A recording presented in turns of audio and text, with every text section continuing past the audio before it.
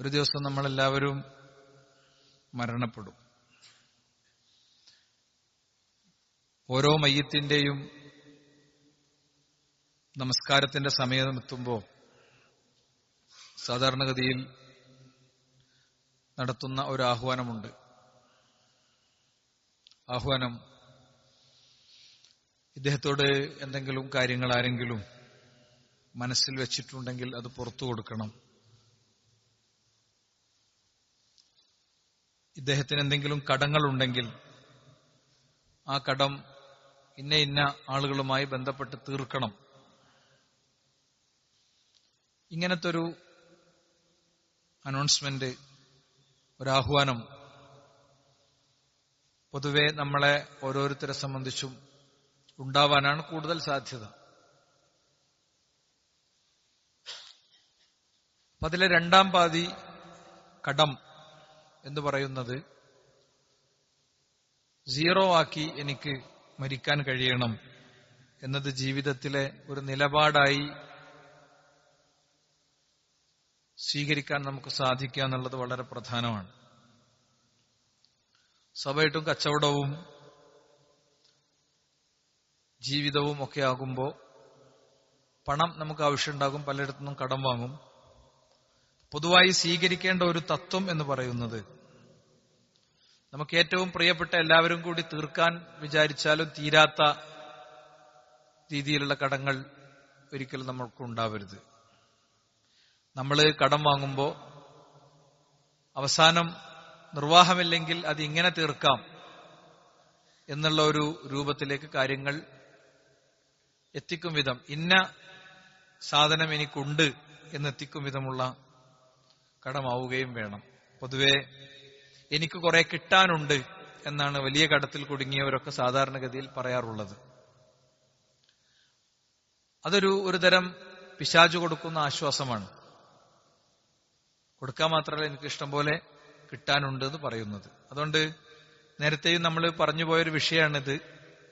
മനുഷ്യന്റെ നിത്യജീവിതവുമായി നിരന്തരം ബന്ധപ്പെടുന്ന കാര്യം എന്നുള്ള നിലക്ക് നേരത്തെ നമ്മൾ പരാമർശിക്കാത്ത കുറച്ചധികം കാര്യങ്ങൾ ഉൾപ്പെടുത്തിയാണ് ഇന്നത്തെ വിഷയം നമ്മൾ ചിട്ടപ്പെടുത്തുന്നത്.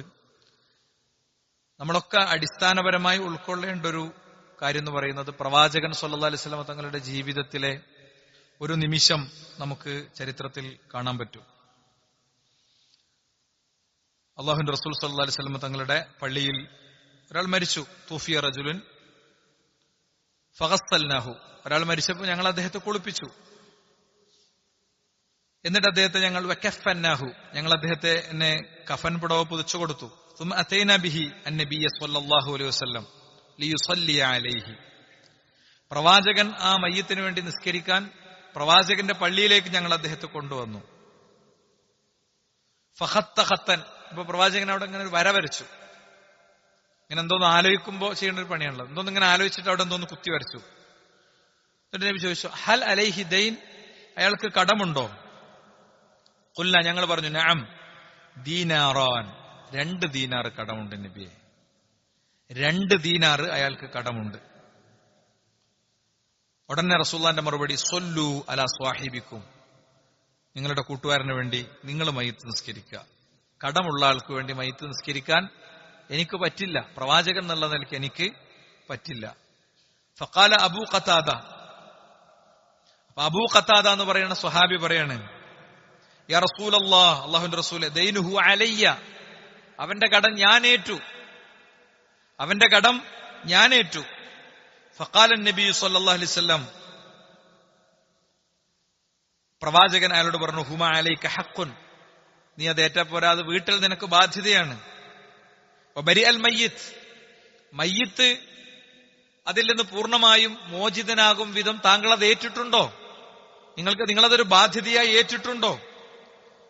നഅം ഫസല്ല അലൈഹി, അതേന്ന് പറഞ്ഞപ്പോ പ്രവാചകൻ അയാൾക്ക് വേണ്ടി മയ്യിത്ത് നിസ്കരിച്ചു. അപ്പൊ ഒരു വൈകുന്നേരം അല്ലെ രാത്രിയൊക്കെയാണ് ഈ സംഭവം നടക്കുന്നത്. അങ്ങനെ സുമ്മ ലഖിയഹു ഫിൽ ഗദ്, രാവിലെ വീണ്ടും അയാളെ കണ്ടപ്പോ ഫഖാല മാ ഫഅല അദ്ദൈനാറൈൻ, ആ 2 ദീനാറുകൾ നീ എന്ത് ചെയ്തു? ആ ദീനാറുകൾ നീ എന്ത് ചെയ്തു, നീ കൊടുത്തോന്ന് ചോദിച്ചപ്പോ അപ്പോ അയാൾ പറഞ്ഞു, യാ റസൂലല്ലാഹ്, നബിയെ, ഇന്നമാ മാത അംസി, അയാൾ ഇന്നലല്ലേ മരിച്ചത്. സുമ്മ ലഖിയഹു മിനൽ ഗദ്, ഇന്നലല്ലേ മരിച്ചത് എന്ന് പ്രവാചകൻ സല്ലല്ലാഹു അലൈഹി വസല്ലം തങ്ങളോട് പറയാണ്, ഞാൻ വീട്ടിക്കോളാം. പിന്നെ അടുത്ത ദിവസം രാവിലെ ഞാൻ പ്രവാചകനെ കണ്ടു. മാ ഫഅലദ് ദീനാറൈൻ, ആ ദീനാറുകൾ നീ എന്താണ് ചെയ്തതെന്ന് വീണ്ടും ചോദിച്ചു. ഫഖാല യാ റസൂലല്ലാഹ്, അപ്പൊ പ്രവാചകൻ പറഞ്ഞു, ഖദ് ഖളൈതുഹുമാ, അത് രണ്ടും ഞാൻ വീട്ടി, അതിന്റെ അവകാശിക്ക് ഞാൻ അത് കൊടുത്തു. ഫഖാല അലൈഹി സ്വലാത്തു വസ്സലാം, അപ്പൊ പ്രവാചകൻ പറഞ്ഞു, അൽ ആന, ഇപ്പോൾ നീ എന്ത് ചെയ്തു, ഭരത്ത ജിൽദതഹു, അവന്റെ തൊലിയെ നരകത്തിൽ നിന്ന് ഇപ്പോഴാണ് നീ കാത്തത് എന്നാണ്. ഇപ്പൊ ഒരു അനൗൺസ്മെന്റ് നടന്നതുകൊണ്ട് മാത്രം ആയില്ല. ആളുകളെ സംബന്ധിച്ചിടത്തോളം അവർക്ക് എത്രത്തോളം കടണ്ട്, എവിടെയൊക്കെ ഉണ്ട്, എങ്ങനെയൊക്കെ ഉണ്ട് എന്നുള്ള വ്യക്തത പോലും പല ആൾക്കാർക്കും ഉണ്ടാവില്ല. ഒരു ദീനാറിന്റെ 2 ദീനാറിന്റെ കാര്യമാണ് ഇപ്പൊ ഈ പറഞ്ഞത്. വെറും 2 കോടിയൊന്നുമല്ല, 2 ദീനാറിന്റെ കാര്യമാണ് ഈ പറഞ്ഞത്. ഈ 2 ദീനാറ്, കേവലം 2 ദീനാറിന് ഇത്ര വലിയ ഗൗരവം അള്ളാഹുവിന്റെ റസൂൽ സല്ലല്ലാഹു അലൈഹി വസല്ലം കൊടുക്കുന്നുണ്ടെങ്കിൽ കടം അത്രയും ഗുരുതരമായ ഒരു വിഷയമാണ്.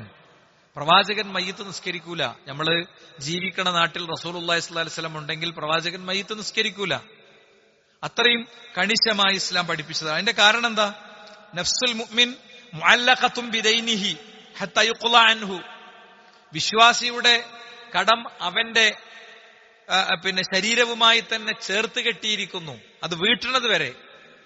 എത്രത്തോളം എന്ന് വെച്ച് കഴിഞ്ഞാൽ രക്തസാക്ഷി പോലും ഇതിൽ നിന്ന് സുരക്ഷിതനല്ല എന്ന് നബി കരീം സ്വല്ലല്ലാഹു അലൈഹി വസല്ലം പഠിപ്പിക്കുകയാണ്. രക്തസാക്ഷിക്ക് പോലും ഇതിൽ നിന്ന് മോചനമില്ല എന്നാണ്. അബൂ ഖതാദയിൽ ഉദ്ധരിക്കുന്ന ഹദീസിൽ കാണാം, എന്താ, ജിഹാദിനെ കുറിച്ച് പറഞ്ഞു പ്രവാചകൻ. അപ്പോഴോ വൽ ഈമാൻ ബില്ലാഹി അഫ്ളലുൽ അഅമാൽ, എന്താണ്, അന്നൽ ജിഹാദ ഫീ സബീലില്ലാഹ് വൽ ഈമാൻ ബില്ലാഹി അഫ്ളലുൽ അഅമാൽ എന്ന് പറഞ്ഞിട്ട് പറയാം, യാ റസൂലല്ലാഹ് അറഅയ്ത ഇൻ ഖുതിൽതു ഫീ സബീലില്ലാഹി തുകഫർ അന്നി ഖതായ, നബിയെ, ഞാൻ അല്ലാഹുവിന്റെ മാർഗത്തിൽ ജിഹാദ് നടത്തിയിട്ട് മരണപ്പെട്ടു പോയാൽ എന്റെ എല്ലാ പാപങ്ങളും എനിക്ക് പുറത്തു കിട്ടുമോ എന്ന് ചോദിക്കുമ്പോ റസൂലുള്ളാഹി സ്വല്ലല്ലാഹു അലൈഹി വസല്ലം തങ്ങൾ അതിന് കൊടുക്കുന്ന ഉത്തരം, നഅം ഇൻ ഖുതിൽത ഫീ സബീലില്ലാഹി വ അൻത സ്വാബിറുൻ മുഹ്തസിബുൻ മുഖ്ബിലുൻ ഗൈറ മുദ്ബിർ. റസൂലുള്ളാഹി സ്വല്ലല്ലാഹു അലൈഹി വസല്ലം പറയാണ്, എന്താ, നീ ക്ഷമാപൂർവം യുദ്ധത്തിൽ പങ്കെടുക്കുകയും ക്ഷമാപൂർവം യുദ്ധത്തിൽ അണിനിരക്കുകയും, യുദ്ധത്തിന് പോയി പിന്നെ അവിടെ അങ്ങനെ പറയണേ, എന്താണത്, ഇത് വല്ലാത്തൊരവസ്ഥയുണ്ടത്. ഇങ്ങനെ ഉണ്ടാവും ചില ആൾക്കാർ. നല്ല കാര്യങ്ങളൊക്കെ ചെയ്യും, അതിന്റെ ഇടയിൽ വെറുതെ ഇങ്ങനെ കൊണുകൊണു പറഞ്ഞുകൊണ്ടിരിക്കും, അല്ലേ? ഒരു പരിപാടി സ്ഥലത്ത് ചെന്നു, അല്ലെങ്കിൽ ഒരു ദീനി സംരംഭവുമായി ബന്ധപ്പെട്ടൊരു സ്ഥലത്ത് ചെന്നു, അവിടെ ചെറിയ ചെറിയ അസൗകര്യങ്ങൾ ഉണ്ടാവും, ചെറിയ ചെറിയ ബുദ്ധിമുട്ടുകൾ ഉണ്ടാവും. എന്താ കാര്യം? ഈ പറയുന്ന ആളുകളൊന്നും ഈ രജിസ്ട്രേഷന്റെ സമയത്ത് കറക്റ്റ് എണ്ണം കൊടുക്കൂല, കാര്യങ്ങൾ ചെയ്യൂല, ഒന്നും ചെയ്യൂല. എന്നിട്ട് അവിടെ ചെന്നിട്ട് അവിടെ ടോയ്ലറ്റ് ഇല്ല, അവിടെ അതില്ല, അവിടെ തിരക്ക് കൂടുതലാണ്, ഇങ്ങനെ പറയുന്ന ചില കൊണക്കേടുകാരുണ്ടായാലുണ്ട്. ഈ പറഞ്ഞ ആളുകളൊന്നും എണ്ണവും കണക്കൊന്നും കൃത്യമായിട്ട് കൊടുത്തിട്ടുണ്ടാവില്ല. എണ്ണവും കണക്കും മാസങ്ങൾക്ക് മുമ്പ് കിട്ടിയാലാണ് എണ്ണത്തിന് അനുസൃതമായിട്ടുള്ള ടോയ്ലറ്റ് ഉണ്ടാക്കാൻ പറ്റുക. അപ്പോഴാണ് അതിനനുസരിച്ച് കസേര ഇടാൻ പറ്റുക, അപ്പോഴാണ് അതിനനുസരിച്ച് ശബ്ദം വെക്കാൻ പറ്റുക. എന്നാ അവിടെ ചെന്നിട്ട് ഇങ്ങനെ അസ്വസ്ഥത പറഞ്ഞുകൊണ്ടിരിക്കും. അവൻ സ്വാബിറല്ല എന്നതിന്റെ അർത്ഥം. അങ്ങനെ ഒരു സ്ഥലത്ത് ചെല്ലണത് പുണ്യം പ്രതീക്ഷിച്ചാണ്. അപ്പൊ അവിടെ കുറച്ച് അസൗകര്യങ്ങളൊക്കെ ഉണ്ടാകും, അതൊക്കെ ഉൾക്കൊള്ളാൻ കഴിയണം. പ്രവാചകൻ ആ പാടാണ് ഇവിടെ പഠിപ്പിക്കണേ. ജിഹാദുമായിട്ട് ബന്ധപ്പെട്ട പോയത്. അപ്പൊ ചിലപ്പോ വിചാരിച്ചില്ലേറെ ദിവസം അവിടെ നിൽക്കേണ്ടി വരും. ചിലപ്പോ ശത്രുവിന്റെ പ്ലാന് മാറുന്നതിനനുസരിച്ച് വ്യത്യസ്തമായ പ്ലാനിലേക്ക് പോകേണ്ടി വരും. അപ്പോ ജിഹാദിന് പോയാൽ മാത്രം പോരാ, വാൻ തസ്വാബിർ, നീ സ്വബർ കാണിക്കണം, നീ ശരിയായ സ്വബർ കാണിക്കണം. എന്നിട്ടോ മുഹ്തസിബ്, നീ പുണ്യം പ്രതീക്ഷിക്കണം. ഓരോന്നിൽ നിന്നും നീ പുണ്യത്തെ കൊതിക്കുകയും ആഗ്രഹിക്കുകയും വേണം. മുഖ്ബിൽ ഗൈറ മുദ്ബിർ, നീ മുന്നോട്ട് തന്നെ പോണം, നീ പിന്നോട്ട് നിൽക്കരുത്. അല്ലെ, യുദ്ധത്തിനൊക്കെ പോയി ഭയങ്കര സന്നദ്ധനായിട്ട് ചെന്നു, പിന്നെ എങ്ങനെ പിന്നിക്കുക, ആ സ്വഭാവം ഉണ്ടാകരുത്. അങ്ങനത്തെ വ്യക്തിയാണെങ്കിൽ നിനക്ക് നിന്റെ എല്ലാ പാപങ്ങളും പുറത്തു കിട്ടും, എല്ലാ പാപങ്ങളും പുറത്തു കിട്ടും എന്ന് പ്രവാചകൻ സ്വല്ലല്ലാഹു അലൈഹി വസല്ലം പഠിപ്പിക്കുകയാണ്. പക്ഷേ ആർക്കാ കിട്ടാത്തത്? ഇതൊക്കെ ഉണ്ട്. ഒരാൾ കടക്കാരനാണ്, അയാൾക്ക് കിട്ടൂല. അയാളുടെ കടം വീടുന്നത് വരെ അയാൾക്ക് എന്താണോ ജിഹാദ് കൊണ്ട് കിട്ടേണ്ട പുണ്യം അത് കിട്ടൂല എന്നാണ്. അത് ആവർത്തിച്ച രക്തസാക്ഷിത്വമാണെങ്കിൽ പോലും. രക്തസാക്ഷിത്വത്തിന്റെ മഹത്വം മനസ്സിലാക്കാനാണ് ഈ ഹദീസ് ഞാൻ കോട്ട് ചെയ്തത്. ഇനി നിങ്ങൾ നോക്ക്, ആവർത്തിച്ച രക്തസാക്ഷിത്വമാണെങ്കിൽ പോലും കടക്കാരന് കിട്ടൂല. കുന്ന ജുലൂസൻ ഇൻദ റസൂലില്ലാഹി സ്വല്ലല്ലാഹു അലൈഹി വസല്ലം, ഞങ്ങൾ പ്രവാചകന്റെ അടുത്ത് ഇരിക്കുകയായിരുന്നു. ഫറഫറസഹു ഇല സമാ, അല്ലാഹുവിന്റെ പ്രവാചകൻ ആകാശത്തേക്ക് ഇങ്ങനെ നോക്കി. സുമ്മ വളഅ റാഹതഹു അലാ ജബ്ഹതിഹി, പിന്നീട് പ്രവാചകൻ സ്വല്ലല്ലാഹു അലൈഹി വസല്ലം തങ്ങൾ എന്ത് ചെയ്തു? റസൂലുള്ളാഹി സ്വല്ലല്ലാഹു അലൈഹി വസല്ലം തങ്ങൾ ഇങ്ങനെ ഇങ്ങനെ നെറ്റിത്തടത്തിലേക്ക് ഇങ്ങനെ എടുത്തു വെച്ചു. എന്നിട്ടോ സുമ്മ ഖാല, എന്നിട്ട് പറഞ്ഞു സുബ്ഹാനല്ലാഹ്. ഒരു അത്ഭുതം കൂറി പ്രവാചകൻ പറഞ്ഞു സുബ്ഹാനല്ലാഹ്. അപ്പോ മാദാ നുസ്സില മിനത് തശ്ദീദ്, മാദാ നുസ്സില മിനത് തശ്ദീദ്, അതികഠിനമായ നിർദ്ദേശങ്ങളുടെ ഒരു വഹി വന്നിട്ടുണ്ട്. അതെന്താ നിങ്ങൾക്ക് മനസ്സിലായോ? ഫസക്കത്തിന വഫസ്യഅന. ഞങ്ങളെല്ലാവരും സൈലന്റായി, ഞങ്ങളെല്ലാവരും പേടിച്ചു. പ്രവാചകന്റെ മുഖഭാവമൊക്കെ കണ്ടപ്പോ ഞങ്ങളെല്ലാവരും പേടിച്ചു, ഞങ്ങളെല്ലാവരും നിശബ്ദരായി. ഫലമ്മാ കാന മിനൽ ഗദി സഅൽതഹു, അന്ന് പ്രവാചകൻ ഒന്നും പറയാതെ വീട്ടിന്റെ ഉള്ളിലേക്ക് പോയി. രാവിലെ വന്നപ്പോ ഞങ്ങൾ ചോദിച്ചു, യാ റസൂലല്ലാഹ് മാ ഹാദാ തശ്ദീദ് അല്ലദീ നുസ്സിൽ, എന്താണ് ജിബ്രീൽ കൊണ്ടുവന്നു തന്ന ആ ശക്തമായ സന്ദേശം നബിയെ? എന്ത് കടുത്ത സന്ദേശമാണ് ജിബ്രീൽ തന്നത്? ഫഖാല വല്ലദീ നഫ്സി ബിയദിഹി, എന്റെ ആത്മാവ് ആരുടെ കയ്യിലാണ് അവൻ തന്നെയാണ് സത്യം. ലൗ അന്ന റജുലൻ ഖുത്തില ഫീ സബീലില്ലാഹ്, ഒരു മനുഷ്യൻ അല്ലാഹുവിന്റെ മാർഗത്തിൽ പടപൊരുതി, സുമ്മ ഉഹിയ, പിന്നീട് അയാൾ വീണ്ടും ജീവിപ്പിക്കപ്പെട്ടു, പിന്നെ സുമ്മ ഖുത്തില, വീണ്ടും അയാൾ ജിഹാദിൽ ഇടപെട്ട് ജിഹാദ് നടത്തി അയാൾ മരണപ്പെട്ടു, സുമ്മ ഖുത്തില, വീണ്ടും അയാൾ കൊല്ലപ്പെട്ടു, സുമ്മ ഉഹിയ, വീണ്ടും അയാൾക്ക് അല്ലാഹു ജീവൻ കൊടുത്തു, സുമ്മ ഖുത്തില, വീണ്ടും അയാൾ കൊല്ലപ്പെട്ടു, എങ്കിൽ അലൈഹി ദൈനുൻ, അയാൾക്ക് കടമുണ്ട്, മാ ദഖലൽ ജന്ന, അയാൾ സ്വർഗത്തിൽ പ്രവേശിക്കൂല, ഹത്താ യുഖ്ളാ, അത് വീടും വരെ. ഇമാം നസായി ഉദ്ധരിച്ച സ്വഹീഹായ ഹദീസാണ്. അപ്പൊ കടം വാങ്ങണോടത്ത് നമുക്ക് കുറച്ചൊരു ഒരു ശ്രദ്ധ വേണം എന്ന് ഈ ഒരു കാര്യം പ്രത്യേകം പഠിക്കും. മാത്രമല്ല കടത്തെ സംബന്ധിച്ചിടത്തോളം അതിന് രണ്ട് കാര്യങ്ങൾക്ക് ഭൂമിയിൽ ശിക്ഷ ഉണ്ട് എന്ന് പറഞ്ഞുകൊടുത്ത് നമുക്കിത് എണ്ണിയത് പലപ്പോഴും കാണാൻ സാധിക്കും. എന്താണ്? കടം കൊണ്ട് ശിക്ഷിക്കപ്പെടുന്നതിനെ സംബന്ധിച്ച പരാമർശങ്ങളടക്കം നമുക്ക് കാണാൻ കഴിയും. ഇനി വീട്ടാൻ വിചാരിച്ചിട്ട് വാങ്ങണ കടം ഉണ്ടാകും, വീട്ടാൻ വിചാരിക്കാതെ വാങ്ങണ കടം ഉണ്ടാകും. ഇതൊക്കെ ഒരു തരം മനസ്സാണ്. ഒരു മരണം നീങ്ങിക്കഴിഞ്ഞാൽ പിന്നെ എല്ലാതും അങ്ങനെയാണ് അല്ല, എന്ത് കാര്യം നിങ്ങൾ ആലോചിച്ച് നോക്ക്. ഇപ്പൊ ഈ റോട്ടില് രാത്രി വൈകി ആളുകളെയും കാത്തു നിൽക്കുന്ന ചില സ്ത്രീകൾ ഉണ്ടാവലുണ്ട്, ലൈംഗിക തൊഴിലാളികൾ ഉണ്ടാവലുണ്ട്. ആൾക്കൂട്ടത്തിന്റെ മുമ്പിൽ ഒരു പ്രശ്നമില്ലാതെ അവർക്ക് നിൽക്കാൻ പറ്റുന്നത് എങ്ങനെയാണ്? അതല്ലെങ്കിൽ കൈക്കൂലി വാങ്ങണ ഉദ്യോഗസ്ഥരുണ്ടാകലുണ്ട്, ഒരു പ്രശ്നമില്ലാതെ അവർക്ക് കൈക്കൂലി വാങ്ങാൻ പറ്റുന്നത് എങ്ങനെയാണ്? അല്ലെ? വിജിലൻസ് പരിശോധനകൾ അവർക്ക് പേടിയുണ്ടാവും. അപ്പൊ വിജിലൻസ് പരിശോധനകളിൽ നിന്ന് പരമാവധി രക്ഷപ്പെടാനുള്ള പ്ലാനൊക്കെ ഉണ്ടാക്കിയിട്ട് ഇത് വാങ്ങാൻ പറ്റുന്നത് എങ്ങനെയാണ്? അത് നമ്മളെ മനസ്സിന് ഒരുതരം അവസ്ഥ ഉണ്ട്. ആ അവസ്ഥ അങ്ങോട്ട് മറികടന്ന് ആർക്കും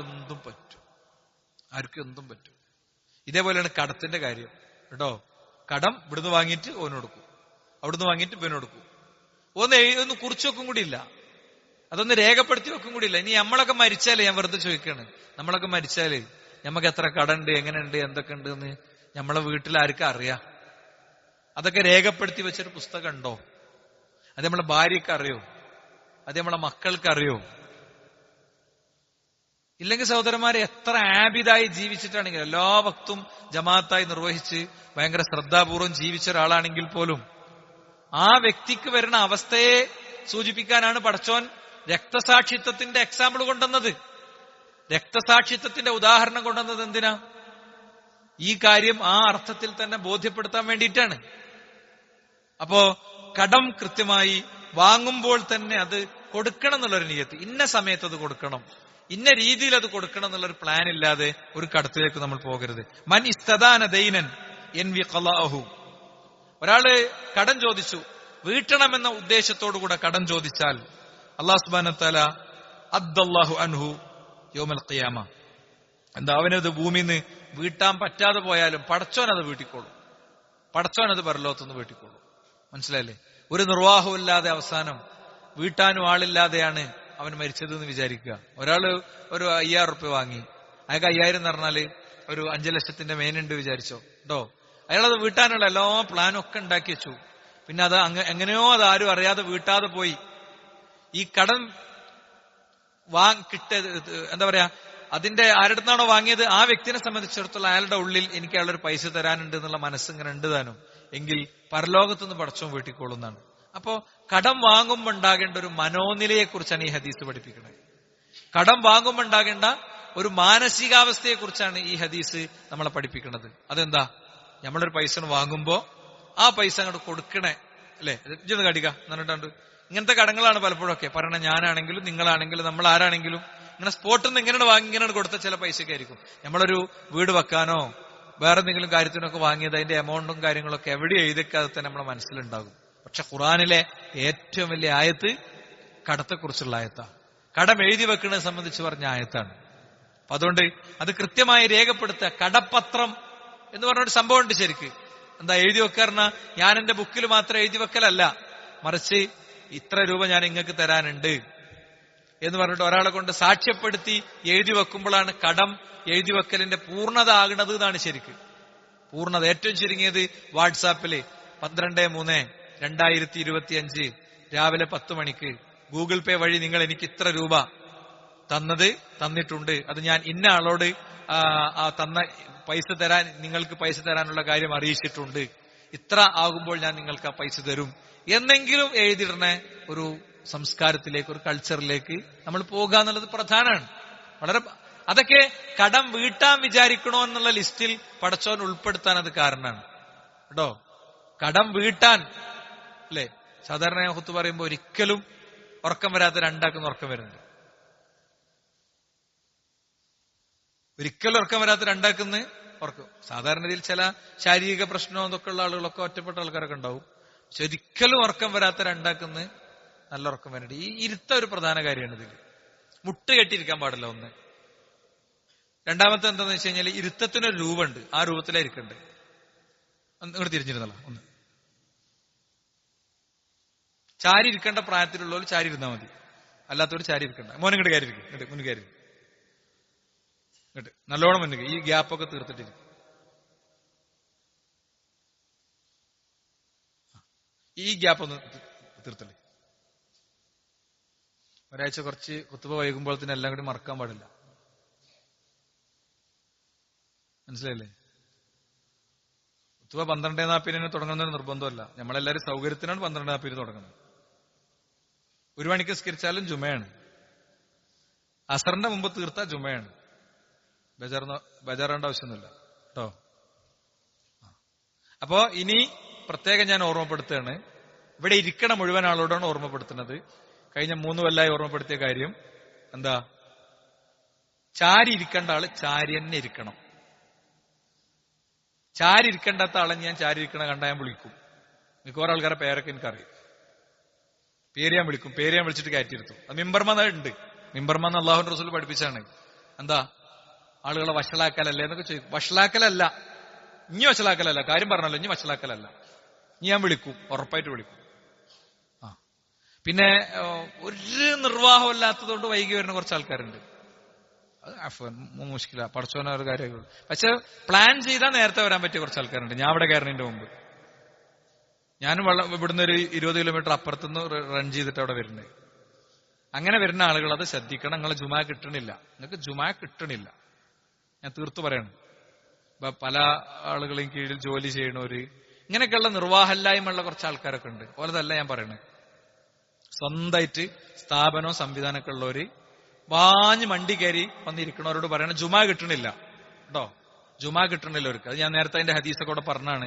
അള്ളാഹുവിന്റെ റസൂൽ സല്ലല്ലാഹു അലൈഹി വസല്ലം പറഞ്ഞിട്ടുണ്ട്, ജുമായിൽ വരുന്ന ആളുകളെ കണക്ക് രേഖപ്പെടുത്തുന്ന 2 മലക്കുകളുണ്ട്. ഇവിടെയുണ്ട്. ഓരിപ്പോ നമ്മളെ ഖുത്ബ കേൾക്കുന്നുണ്ട്. എവിടെ ഓരോരുത്തിരുന്നിട്ട് നമ്മളെ ഖുത്ബ കേൾക്കുന്നുണ്ട് 2 മലക്കുകൾ. അത് വിശ്വാസമാണ്, അത് ഹദീസിലുള്ളതാണ്. അതുകൊണ്ട് നമുക്ക് ബോധ്യമുണ്ട്. അവരെന്ത് ചെയ്യൂല, നമ്മളെ പേര് രേഖപ്പെടുത്തൂല. അപ്പൊ ഇങ്ങനെ ഒഴിവുണ്ടാവുമ്പോ സൗകര്യപ്പെടുമ്പോ വരേണ്ട പരിപാടി അല്ല ജുമാ. അതുകൊണ്ട് തന്നെയാണ് അള്ളാഹുവിന്റെ റസൂലിന്റെ പള്ളിയിലേക്ക് ഒരു സ്വഹാബി കയറി വന്നപ്പോ അള്ളാഹുവിന്റെ റസൂല് അപ്പൊ സ്വഹാബിയോടെ ഇരുന്നപ്പോ പറഞ്ഞു, കും ഫർക്കാറക്കായത്തെ 2 റകഅത്ത് നിസ്കരിക്ക്, 2 റകഅത്ത് നിസ്കരിച്ചു. പള്ളിയിൽ ഖുത്ബ തുടങ്ങിയതിന്റെ ശേഷം പിന്നെ അങ്ങനെ എണീറ്റിക്കണാണ് ആൾക്കാരെ. അപ്പൊ അള്ളാഹുവിന്റെ റസൂൽ ഇരിക്കുകയായിരുന്നു. അപ്പൊ ഒരു സ്വഹാബി എത്തിയത് ഡോറങ്ങയാണ്, അവിടെ ഇരുന്നു. അപ്പൊ അങ്ങോട്ട് കയറി ഇരിക്കാൻ പറഞ്ഞു. അലി ബിൻ അബി ത്വാലിബ് റളിയല്ലാഹു അൻഹു ആണെന്നാണ് എന്റെ ഓർമ്മ. ഉമർ ഖത്താബ് റളിയല്ലാഹു അൻഹു ഖുത്ബ പറയാണ്. പാഞ്ഞു വരികയാണ്. എന്താണ് അല്ലേ വൈകിയേ എന്ന് ചോദിച്ചു. ചോദിക്കാന്നുള്ളതിന്റെ തെളിവാ ഞാൻ പറയണേ, പേര് വിളിച്ച് ചോദിക്കാന്നുള്ളതിന്റെ തെളിവ്. അതുകൊണ്ട് വളരെ തുടക്കത്തിൽ വന്ന ഒറ്റപ്പെട്ട ആളുകളെ കുറിച്ചല്ല ഞാൻ പറയണേ. എന്റെ പേരറിയണേ, എനിക്ക് പേരറിയണ കുറച്ച് ആൾക്കാരോട് ഉണ്ട്. ഓരോടാണ് ഞാൻ പറയണേ, അടുത്ത ആഴ്ച വൈകിയാല് എന്തേ വൈകി ഞാൻ ചോദിക്കും. ഒരു സംശയമല്ല. 3 ആളോടാണ് ഇപ്പൊ ഞാൻ സംസാരിക്കണത്. വളരെ വളരെ കൃത്യമായിട്ട് ശ്രദ്ധിക്കുക കേട്ടോ. 3 ആളോടാണ് സംസാരിക്കണത്. ആ 3 ആൾ വളരെ കൃത്യമായിട്ട് ശ്രദ്ധിക്കുക. അങ്ങനെ ജുമാ ആകാൻ പറ്റൂല. അങ്ങനെ ആകാൻ പറ്റൂല. 3 കൊല്ലം പറഞ്ഞതിന്റെ ശേഷമാണ് ഈ വിഷയം ഞാനിപ്പോ ഇവിടെ പറയുന്നത്. ഇനി കടത്തേക്ക് വരും. ഒരാളൊരു കടം വീട്ടിയാണ് ഇപ്പോ കേട്ടോ. ശരി. അപ്പോ കടം വീട്ടാൻ മനസ്സുള്ളവനതൊക്കെ എഴുതി വെക്കണം എന്നാണ്. അതെന്താ വിഷയം എന്നറിയാം. ഒന്നും കൂടി പറയാം. ചില ആൾക്കാർക്ക് ചിലപ്പോൾ തോന്നുന്നു എന്തിനാ അത്ര സ്ട്രോങ് ആയി പറഞ്ഞേ. ജുമാ എന്ന് പറയുന്ന സാധനം ഒരു ഇബാദത്താണ്, സാധാരണ വഅദ് പരിപാടിയല്ല. അപ്പൊ അതുകൊണ്ട് തന്നെ ഞാൻ 29 മിനിറ്റിൽ തീർക്കാനൊക്കെ ഭയങ്കര ശ്രമം നടത്തലുണ്ടെന്നൊക്കെ നിങ്ങളോട് പറയില്ല. എന്തിനറിയോ? നിങ്ങൾക്ക് ഒരാൾക്ക് അത് ഭയങ്കര വിമ്മിഷ്ടായ എനിക്കതിൽ പ്രശ്നമുണ്ട്. അതുകൊണ്ടാ. അങ്ങനത്തെ കാര്യമാണ്. അതുകൊണ്ട് ജുമാ നമ്മൾ എന്ത് ചെയ്യരുത്, സാധാ പരിപാടിമാര് കാണരുത്. ഇന്ന് വൈകി വന്ന ആളുകളോടല്ല ഞാൻ പറയണത്. 3 കൊല്ലമായി എന്റെ ഖുത്ബ കേൾക്കണേ ഈ വിഷയം പലവരും ആവർത്തിച്ച് പറഞ്ഞിട്ടും അതിലേക്ക് എത്താൻ പറ്റാത്ത, എന്നാൽ തന്നെ അതിൽ ചില ആൾക്കാർ വേറെ പലരുടെയും കീഴിൽ ഷോപ്പിലും ബാക്കിയൊക്കെ ജോലി ചെയ്യണവരാണ്. ഓരോടല്ല ഞാൻ പറയണത്. അല്ലാത്ത സ്വന്തമായി എപ്പോ വേണമെങ്കിലും ഷട്ടർ ഇടാൻ പറ്റണേ, വീട്ടിൽ നിന്ന് ഇറങ്ങാൻ പറ്റണ, ജോലി സ്ഥലത്ത് നിന്ന് ഇറങ്ങാൻ പറ്റുന്ന ആൾക്കാരുണ്ട്. ഓരോടാണ് പറയുന്നത്. അഫ്വാൻ. ഇനി നോക്കൂ, നിങ്ങൾ റസൂലുള്ളാഹി സ്വല്ലല്ലാഹു അലൈഹി വസല്ലം തങ്ങൾ ഈ വിഷയം കൃത്യമായിട്ട് പഠിപ്പിക്കുക. ഇനി വേറെ ചില തരം കടങ്ങൾ ഉണ്ടാകും. അതിൽപ്പെട്ട ഒന്നാണ് എന്തറിയോ? പണിയെടുത്ത ആൾക്കാർക്ക് പൈസ കൊടുക്കുന്നത് നീട്ടുക. അത് കടാകുക. അത് ഭയങ്കര കുറ്റകരമായ സാധനമാണ്. പണിയെടുത്ത ആൾക്കാർക്ക് പൈസ കൊടുക്കാൻ വല്ലതും ഉണ്ടെങ്കിൽ തെരഞ്ഞുപിടിച്ച് കൊടുക്കണം.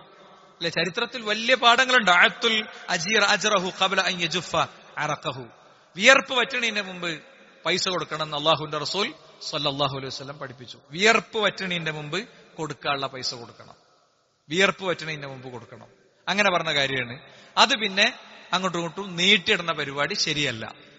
ഒരാൾ ജോലി ചെയ്ത കൂലി വാങ്ങാതെ പോയപ്പോ റസൂലുള്ളാഹി സ്വല്ലല്ലാഹു അലൈഹി വസല്ലം തങ്ങൾ എന്താ ചെയ്തത്? എന്താണ് വ്യക്തി ചെയ്തത്? ഗുഹാമുഖത്തെ കല്ല് നീങ്ങിയ സംഭവം പറയുന്നിടത്ത് നമ്മൾ കാണുന്നുണ്ട്. വർഷങ്ങൾക്ക് ശേഷം വന്നു. അന്ന് ഒരാൾ ഇവിടെ പണിക്ക് നമ്മളെ വീട്ടിൽ വന്നു. അയാൾക്ക് കൊടുക്കേണ്ടത് ഇന്നത്തെ മാർക്കറ്റ് വാല്യൂ 1000 ഉറുപ്പ്യാണെങ്കിൽ 1000 ഉറുപ്പ്യ അയാൾ വാങ്ങിയില്ല. അപ്പൊ ആ 1000 ഉറുപ്പ്യ കൊണ്ട് ഒരു ആടുംകുട്ടിനെ വാങ്ങിയെന്ന് വിചാരിക്കുക. ആ ആട് പ്രസവിച്ചപ്പോ 3 ആടുംകുട്ടികളുണ്ടായി. ഐറ്റ പ്രസവിച്ച് പിന്നെ അയിമന്ന് ഓരോന്നും നന്നാലുണ്ടായി. അങ്ങനെ ഒരുപാട് ആടുണ്ടായി. ഇയാൾ 10 കൊല്ലത്തിന്റെ ശേഷം വരിക. നമുക്ക് വലിയൊരു ഫാം ഹൗസായി. ഈ 1000 അതിന്റെ അസല്. എന്താ സ്വഹാബി ചെയ്ത്? എന്താ മനുഷ്യൻ ചെയ്ത്? ആ ഫാം ഹൗസാണ് വിട്ടുകൊടുത്തു 1000 ഉറുപ്പ്യ കൊടുക്കണതിന് പകരം.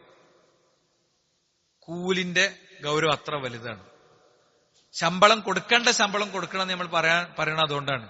ഏത് അവിടെ നേരം വെളുത്ത് വൈകുന്നേരം വരെ അധ്വാനിക്കണോന്റെ പൈസ വന്ന് പിശുക്കിയിട്ട് നമ്മൾ ലാഭം ഉണ്ടാക്കുക. അവിടെ ലാഭം ഉണ്ടാവില്ല. തൊഴിലാളികൾ സ്വന്തം കീഴിൽ തൊഴിലാളികൾ ജീവിക്കണം. ഓരോരുത്തരും ആലോചിച്ചോളി. എങ്ങനെയാണ് തൊഴിലാളിക്ക് പൈസ കൊടുക്കേണ്ടത് എന്നാ ആലോചിക്കണ്ടേ? എങ്ങനെ കൊടുക്കണേന്ന് ഒഴിവാക്കേണ്ടതെന്നല്ല ചിന്തിക്കണ്ടേ? മനസ്സിലായില്ലേ? തൊഴിലാളിയുടെ ആനുകൂല്യങ്ങൾ കൃത്യമായിട്ട് കൊടുത്തോളണം. അതൊക്കെ വിശ്വാസത്തിന്റെ ഭാഗം. അങ്ങനെയൊക്കെ ഇപ്പൊ എങ്ങനെ മൗലവി നടക്കുക? അങ്ങനെ നടത്തുന്നതാണ് നടത്തേണ്ടത്. അല്ലാത്തത് നിർത്തണം. അപ്പൊ പടച്ചോൻ തരും. പടച്ചോൻ പറഞ്ഞത് കൃത്യമായി കൊടുത്താൽ പടച്ചോൻ തരും. കാരണം ഇതിപ്പോ നമുക്ക് ഇവിടുന്ന് ആരും തരുന്നല്ല. ഇതൊക്കെ പടച്ചോനെ ഏൽപ്പിക്കണതാണ് നമ്മളെടുത്ത്. മാർച്ച് മാസം ക്ലോസിംഗിലുള്ള നമ്മളെ എമൗണ്ട് ഇല്ലേ, വരവും പോക്കൊക്കെ അല്ല, 1 രൂപ അല്ലാതെ പടച്ചോൻ തരുന്നതാ, വേറെ ആരും അല്ല തരുന്നത്. അപ്പൊ ആ ഒരു ബോധ്യം നമ്മളെ സംബന്ധിച്ചിടത്തോളം ഉണ്ടാകണം. ഇനി നോക്കൂ നിങ്ങൾ, ഈ വിഷയത്തിൽ തന്നെ പ്രവാചകൻ കുറച്ചുകൂടി കണിശമായി പറഞ്ഞത് കാണാൻ പറ്റും. സലാസത്തുൻ അന ഖസ്മുഹും യൗമൽ ഖിയാമ. എന്താ? 3 ആളുകളോട് ഞാൻ ഏറ്റവും ശക്തമായി വാദിക്കും, അവർക്ക് വേണ്ടി ഞാൻ വാദിക്കും എന്ന് പ്രവാചകൻ പറയാം. അതിലൊരാൾ ഇസ്തഅജറ അജീറൻ ഫസ്തൗഫ മിൻഹു ഫലം യുഅതി അജ്റഹു. എന്താ? കൂലിക്ക് ആളെ വിളിച്ചിട്ട് ആ കൂലി കൃത്യമായി വീട്ടിയില്ല, കൊടുത്തില്ല. അയാൾക്കെതിരിൽ ഞാൻ അള്ളാഹുവിന്റെ മുമ്പിൽ വാദിക്കുമെന്ന് റസൂലുള്ളാഹി സ്വല്ലല്ലാഹു അലൈഹി വസല്ലം തങ്ങൾ പഠിപ്പിക്കുകയാണ്. മാത്രല്ല, വീണ്ടും കാണാൻ ഹദീസിൽ ഇന്ന അഅലമദ്ദുനൂബി ഇൻദല്ലാഹി, അള്ളാഹുവിന്റെ അടുത്ത് വലിയ ഗൗരവമുള്ള കുറ്റാണ്. റജുലുൻ ഇസ്തഅമല, ഒരാളെ കൂലിക്ക് വിളിച്ചു. ഇസ്തഅമല റജുലൻ, ഒരാളെ കൂലിക്ക് വിളിച്ചു. ഫദഹബ ബിഉജ്റതിഹി, എന്നിട്ട് കൂലി കൊടുക്കാതാണ് പോയി. വണ്ടി വിളിച്ചു, വണ്ടിന്റെ പൈസ കൊടുത്തില്ല. ഭയങ്കര ഡയലോഗൊക്കെ പറയാനറിയാം നമുക്ക്, അല്ലെ? അപ്പൊ അതൊക്കെ ഇത്തരം കാര്യങ്ങളൊക്കെ വ്യക്തത വരുത്തിയിട്ട് വേണം ചെയ്യാൻ. ഇത് നിങ്ങൾക്ക് എന്ത് തരണം, ഞാൻ എത്ര ഉറുപ്പ്യ തരണം, എങ്ങനെയാണ് ഇതിന്റെ രൂപം, അല്ലെ? നമുക്ക് ഏറ്റവും അടുത്ത ബന്ധമുള്ള ഒരാളെടുത്തേക്ക് നമ്മൾ പോകേണ്ടത് എന്തിനാ? പൈസ പറഞ്ഞിട്ടാനല്ല, വിശ്വാസപൂർവ്വം ചെയ്ത് കിട്ടാന്, അയാൾക്ക് ഈ പൈസ കിട്ടാൻ. ഞാൻ ഫോണ് കേടുന്നു, ഇവിടെ ഒരു മൊബൈൽ ഷോപ്പ് എടുത്തുന്ന ആളുണ്ട്, ഞാൻ അയാളുടെ അടുത്തേക്ക് പോകേണ്ടത് എന്തിനാ? ഞാൻ അയാളുടെ അടുത്തേക്ക് പോകേണ്ടത് ആ ഫോണിന്റെ പൈസയിൽ എനിക്ക് കുറവിട്ടാനല്ല, പിന്നെ വിശ്വാസ്യതയോടുകൂടെ ആ കാര്യം ചെയ്ത് കിട്ടാനാണ് കേട്ടോ. വിശ്വാസ്യതയോടുകൂടെ ആ കാര്യം ചെയ്ത് കിട്ടാനാണ്. ഇമാം അബൂ ഹനീഫ റഹിമഹുല്ല അദ്ദേഹം ജീവിച്ച അങ്ങാടിയിൽ നിന്ന് സാധനം വാങ്ങിയില്ല എന്നാണ്. അദ്ദേഹം ജീവിച്ച അങ്ങാടിയിൽ നിന്ന് സാധനം വാങ്ങിയില്ല. കാരണം ആളുകൾക്ക് ഭയങ്കര ബഹുമാനാണ്. അപ്പോ ആളുകൾ പൈസ കുറക്കും. അപ്പൊ അങ്ങനെ ബഹുമാനിക്കപ്പെടാൻ സാധ്യതയുള്ളവരൊക്കെ ചെല്ലുമ്പോ പറയേണ്ട വാചകം എന്താ? നിങ്ങൾ സാധാരണ ആളുകൾക്ക് കൊടുക്കണ പൈസ അല്ലേ, അതും ചെറുത്തൊന്നും വാങ്ങണം, അതിലെനിക്ക് കുറവ് വേണ്ടെന്നാ പറയണ്ടേ കേട്ടോ. ഇഷ്ടം കൊണ്ട് സ്നേഹം കൊണ്ടൊക്കെ ആളുകൾ തരുന്നുണ്ടാവും. പരമാവധി അങ്ങനെ തരുന്നത് ബഹുമാനിക്കപ്പെടുന്ന സ്ഥാനത്തുള്ളവർ ഒഴിവാക്കാന്നല്ലേ. അതാണ് സുരക്ഷിതത്വം കേട്ടോ. അത് നമ്മൾ ഏത് നിലക്കാണെങ്കിലും ഇത്തരം കാര്യങ്ങൾ ആലോചിച്ചുകൊണ്ട് തന്നെയാണ് ചെയ്യേണ്ടതെന്നാണ് ഓർമ്മിക്കാനുള്ളത്. അള്ളാഹു ഖൈറും ബർക്കത്തും പ്രദാനം ചെയ്യുമാറാകട്ടെ.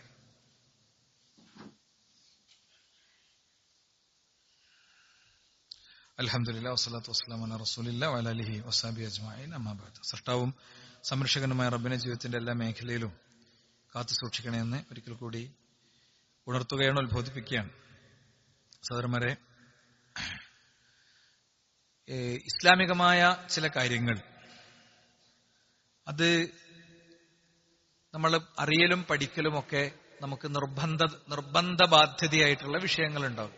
നിർബന്ധ ബാധ്യതയായിട്ടുള്ള ഇപ്പോ അള്ളാഹുവിലുള്ള വിശ്വാസം തുടങ്ങി ഉള്ള ഈമാൻ കാര്യങ്ങൾ, അതേപോലെ ഇസ്ലാം കാര്യങ്ങൾ, ഇതുപോലത്തെ വിഷയങ്ങൾ പഠിക്കൽ നമ്മളെ സംബന്ധിച്ചിടത്തോളം വ്യക്തിപരമായ ബാധ്യതയായിരിക്കും. നിസ്കാരം പോലത്തെ ബാധ്യതയായിരിക്കും. പൊതുവെ നമ്മുടെ ഒരു പഠനത്തിന്റെ രീതി രൂപം എന്ന് പറയുന്നത് കേൾക്കുക എന്നുള്ളതാണ്. കേൾക്കുക. നിങ്ങൾ ആലോചിക്കണേ, നമ്മള് ദീനിയായി പിന്നെ പഠിച്ച എല്ലാ കാര്യങ്ങളും പൊതുവെ കേട്ടിട്ടാണ് പഠിക്കുന്നത്. നിസ്കാരത്തിന്റെ രൂപം നമ്മൾ കേട്ടാണ് പഠിക്കുന്നത്, അല്ലെങ്കിൽ കണ്ടാണ് പഠിക്കുന്നത്. യഥാർത്ഥത്തിൽ മനുഷ്യനെ സംബന്ധിച്ചിടത്തോളം പൊതുവെ ഈ ഒരു കാര്യം തലച്ചോറുമായി ബന്ധപ്പെട്ട ഒരു പോയിന്റ് പറയുകയാണെങ്കിൽ, ഒരു വിഷയം ശരിയാം വിധം നമുക്ക് ബോധ്യപ്പെടണമെങ്കിൽ അതിന് ഏറ്റവും നല്ല വഴി എന്ന് പറയുന്നത് വായനയാണ്.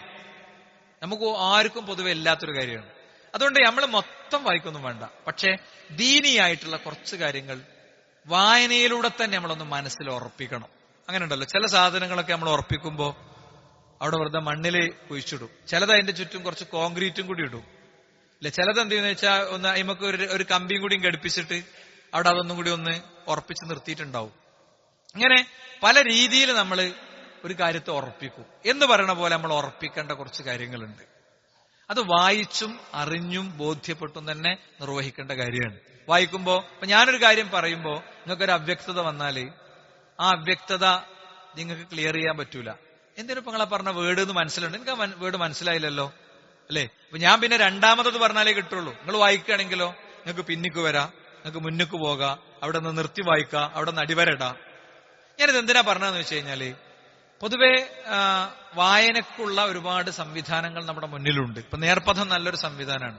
അത് വരി ചേർക്കാൻ വരുമ്പോ ആളുകൾ പൊതുവെ രണ്ട് മൂന്ന് തരം ആൾക്കാരുണ്ടായാലുണ്ട്. ഒന്നത് മൈൻഡ് ചെയ്യേ ഇല്ല,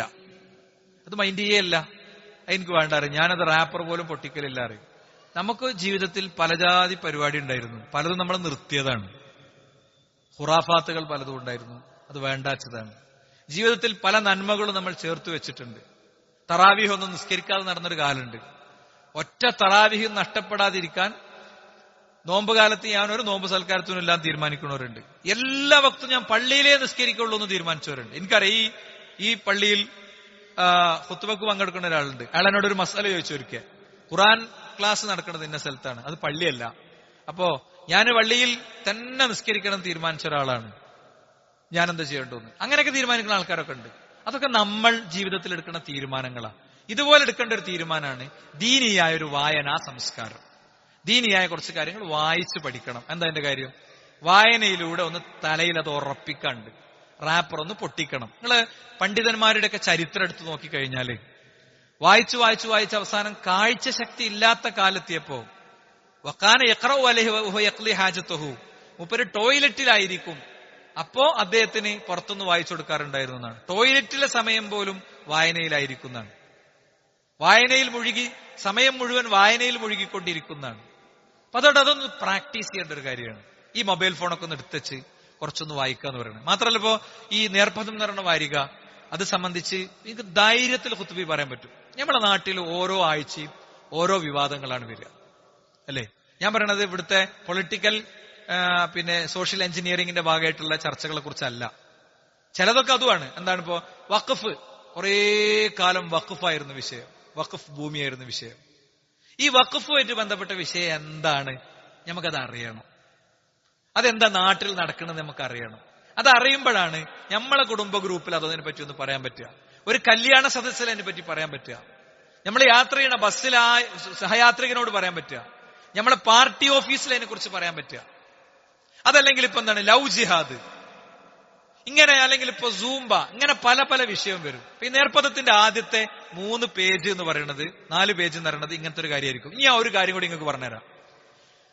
ഈ 3 കൊല്ലത്തെ മൊത്തം സാധനം ആദ്യത്തെ 3 പേജ് ഒരു വോളിയാക്കി പ്രസിദ്ധീകരിക്കുകയാണെങ്കിൽ അടുത്ത 50 കൊല്ലം കഴിയുമ്പോൾ കേരളത്തിന്റെ ചരിത്രമായിരിക്കും വായിക്കണേ.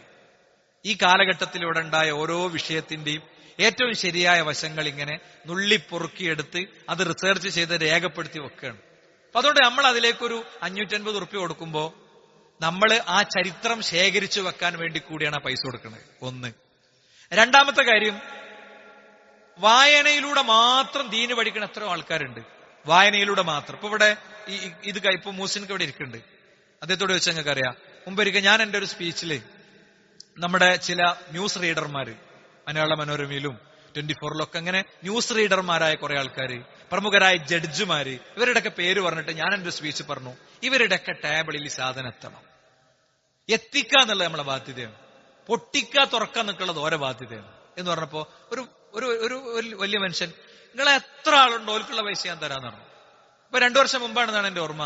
ഞാൻ അദ്ദേഹത്തോട് പറഞ്ഞപ്പോ ഒക്കെ ഓൾറെഡി ആഡഡ് ആണ്, ഇത്ര ആളുകൾക്കൊക്കെ പോണ ഒരു സാധനം. അത് ഇങ്ങനത്തെ ആളുകളുടെ ഒക്കെ മേശപ്പുറത്തേക്ക് എത്തുന്ന ഒരു സാധനമാണ്. അപ്പൊ ഞാൻ പറഞ്ഞ ആണിനോടും പെണ്ണിനോടൊക്കെ പറയാണ്, ഇതിലൂടെ മാത്രം, വായനയിലൂടെ മാത്രം ദീൻ ഉൾക്കൊള്ളുന്ന എത്ര ആളുകളുണ്ട്. കേരളത്തിൽ ആയിരക്കണക്കിന് ലൈബ്രറികളിൽ ഇപ്പൊ ഇവിടെ ഖുത്ബക്ക് വരുന്ന നമ്മുടെ ഒരു ബഹുമാന്യ സുഹൃത്ത്, അദ്ദേഹം 2 എണ്ണം തരലുണ്ട്. അത് 2ഉം വായനശാലയിലേക്കാണ് പോണത്.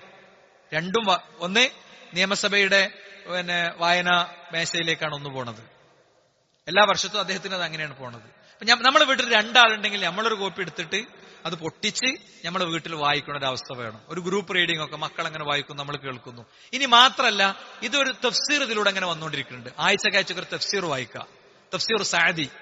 ഈ തഫ്സീർ സഅദി എന്ന് പറയുന്നത് ആധുനിക കാലത്ത് ജീവിച്ചൊരു മഹാപണ്ഡിതനാണ് സൗദി അറേബ്യയിലുള്ള. നമ്മുടെ ഇവിടെ അടുത്ത പ്രദേശത്തുള്ള ഒരു ബഹുമാന്യ പണ്ഡിതനാണ് അത് എഴുതിക്കൊണ്ടിരിക്കുന്നത്. അതിന്റെ 2 വോളിയങ്ങൾ ഇപ്പൊ പ്രസിദ്ധീകരിച്ചു. എന്ന് പറഞ്ഞാല് നിങ്ങൾ 550 ഉറുപ്പ്യ കൊടുക്കുമ്പോൾ ഒരു തഫ്സീർ ഇറങ്ങാനുള്ള പൈസയും കൂടിയാണ് കൊടുക്കുന്നത്. പിന്നെ അതിൽ ഖണ്ഡശ ലേഖനങ്ങൾ വന്നുകൊണ്ടിരിക്കുന്നുണ്ട്. ഒരു 10 ലേഖനായ അതൊരു ബുക്കാക്കും, അങ്ങനെ. അപ്പൊ അത് വിസ്റ്റം ബുക്സിലേക്ക് ബുക്കാക്കി കൊടുക്കണം. ഒരു ജാരിയായ പുണ്യത്തിന് ഞങ്ങൾ പൈസ കൊടുക്കണേ. റാപ്പർ പൊട്ടിക്കാത്തതിനല്ല പൈസ കൊടുക്കണം 550. ഇതിങ്ങനെ ആളുകൾ പിന്നാലെ തെണ്ടി എടുക്കേണ്ട ഒരു അവസ്ഥ ഉണ്ടാകരുത്. നമ്മളെ വക ഒരു കോപ്പി, പിന്നെ ഇങ്ങനെ ആയിരക്കണക്കിന് ഗ്രന്ഥശാലകളിലേക്ക് ഒരു കോപ്പി. 1 കിലോ ഇറച്ചി വാങ്ങണമെങ്കിൽ എത്ര കൊടുക്കണം പൈസ? ഒരു ചെരുപ്പ് വാങ്ങി എത്ര കൊടുക്കണം പൈസ? കുടുംബ പ്ലാനിങ് ഈ 550 അഡ്ജസ്റ്റ് ചെയ്യാൻ നിൽക്കരുത് നമ്മള്. ഞാനത് കുറച്ചൊരു ഗൗരവത്തിൽ പറയാണ്. നമ്മൾ എന്ത് ചെയ്യണം? ഈ വിഷയത്തിൽ ഇതൊരു ദീനിയായ പ്രതിരോധമാണ്. എന്താ, 100 കണക്കിന് ഇസ്ലാം വിമർശന സാധനങ്ങൾ ഇറങ്ങുന്നുണ്ട് മാർക്കറ്റിൽ. നിങ്ങൾ മഞ്ചേരി ബസ് സ്റ്റാൻഡിൽ ചെല്ലി, അവിടുന്ന് വാങ്ങാൻ കിട്ടും സാധനം. എന്താ, ഈ ഒക്കെ ഇസ്ലാം വിമർശനങ്ങളാണ്. ആ 100 കണക്കിന് എണ്ണത്തിന്റെ അടിക്ക് ഒന്ന് വേണ്ട സഹോദരന്മാരെ. അത് ആളുകളിലേക്ക് എത്താൻ വേണ്ട ശ്രമം നടത്തണ്ടേ? നമ്മളെ കുടുംബത്തിൽ നന്നായി വായിക്കുന്ന ഒരാളെ ആലോചിച്ച് അയാളെ പേര് മനസ്സിൽ എടുത്തിട്ട് അയാളെ ഫോൺ ചെയ്ത് പറഞ്ഞിട്ട് ഞാൻ എന്റെ പേരിൽ ചേർക്കുന്നുണ്ടെന്ന് നമുക്ക് പറയാം. ആരെ പേരിൽ നമുക്ക് ചേർക്കാം. ഇവിടുത്തെ ഫിലിം സ്റ്റാറുകൾ മുതൽക്ക് ഇവിടുത്തെ പൊളിറ്റിക്കൽ ലീഡർഷിപ്പ് വരെ, മുഴുവൻ MLA മാര്, മുഴുവൻ MP മാര്, എല്ലായിടത്തും എത്തട്ടെ. ഒമാലൈക ഇല്ലൽ ബലാഗ്, എത്തിക്കൽ മാത്രമേ നിന്റെ ഉത്തരവാദിത്തമുള്ളൂ എന്നാണ്. അതുകൊണ്ട് ഈ ഒരു വിഷയമാണ് ഞാൻ 2ാമത്തെ ഖുത്ബയിൽ നിങ്ങളെ കുറച്ചൊരു ഗൗരവപൂർവ്വം ഉണർത്തുന്നത്. എല്ലാവരും ഇതിനൊന്ന് ഗൗരവപൂർവ്വം പരിഗണിക്കണം. അതേതൊരു സംഘടനന്റെ ഒരു പത്രം നിങ്ങൾ ആ ഒരു മറിച്ചു നോക്കിയാൽ മതി. ആ സംഘടനന്റെ പേര് അതിന്റെ അടിയിലുണ്ടാവും, ഇന്ന ആളുകളാണ് പ്രസിദ്ധീകരിക്കണത്. ഈവൻ വാർത്തകൾ പോലും കൊടുക്കാത്ത, ഫോട്ടോകൾ പോലും കൊടുക്കാത്ത, സംഘടനാ നേതൃത്വങ്ങളുടെ ഫോട്ടോകൾ പോലും പബ്ലിഷ് ചെയ്യാത്ത രീതിയിലാണ് സാധനം. അത്രയും കണ്ടന്റിന് പ്രാധാന്യം കൊടുത്തു പോകുന്ന ഒരു സംരംഭമാണ്. അതുകൊണ്ട് നമ്മൾ സഹകരിക്കണമെന്ന്, ഇതൊരു ദീനിയായ കാര്യം എന്നുള്ള നിലക്ക് ഖുതുബയിൽ തന്നെ ഉണർത്താൻ ആഗ്രഹിക്കുകയാണ്. അല്ലാഹു സുബ്ഹാനഹു വ തആല നമ്മിൽ നിന്ന് സ്വീകരിക്കുമാറാകട്ടെ. അവന്റെ മുഅ്മിനുകളിൽ, മുഖ്ലിസുകളിൽ, മുത്തഖീങ്ങളിൽ, മുവഹിദുകളിൽ നമ്മൾ ഉൾപ്പെടുത്തുമാറാകട്ടെ. ലാ ഇലാഹ ഇല്ലല്ലാഹുവിന്റെ വഴിയിൽ സഞ്ചരിച്ച് യഥാർത്ഥ മുഅ്മിനുകളും മുഖ്ലിസുകളുമായി ജീവിച്ച് മരിക്കാനുള്ള തൗഫീഖ് അല്ലാഹു സുബ്ഹാനഹു വ തആല നമുക്ക് നൽകുമാറാകട്ടെ. അല്ലാഹുമ്മ ഗ്ഫിർ ലിൽ മുഅ്മിനീന വൽ മുഅ്മിനാത്ത്. അല്ലാഹുമ്മ അഇസ്സൽ ഇസ്ലാമ വൽ മുസ്ലിമീൻ وأذل الشرك والمشركين. ربنا آتنا في الدنيا حسنة وفي الآخرة حسنة ربنا وقنا عذاب النار. آمين آمين برحمتك يا أرحم الراحمين. والحمد لله رب العالمين وصلى الله على محمد.